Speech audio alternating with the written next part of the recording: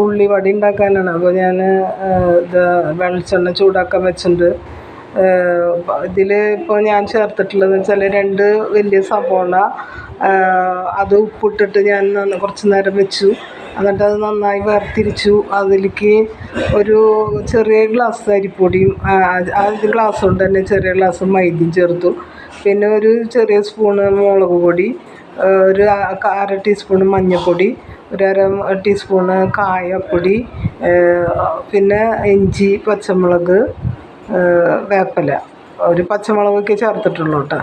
അപ്പോൾ കുട്ടിക്ക് കഴിക്കാനുള്ള കാരണമാണ് ഞാൻ ഫുള്ള് ഈ മൈദ ചേർക്കാഞ്ഞത്. അരിപ്പൊടിയാകുമ്പോൾ ക്രിപ്സി ആവുകയും ചെയ്യും, ഹെൽത്തിയുമാണ്. അപ്പോൾ ഇതിലേക്ക് ഞാനിപ്പോൾ ഇട്ട് കൊടുത്തിട്ടുണ്ട്. അങ്ങനെ എല്ലാതും ഉണ്ടാക്കിയെടുത്തു. അതാണ് ഇപ്പോൾ ഈ ക്രിപ്സിയായ വട. അപ്പോൾ നിങ്ങൾക്ക് ഇഷ്ടപ്പെടുകയാണെങ്കിൽ ലൈക്ക് ചെയ്യുക, ഷെയർ ചെയ്യുക,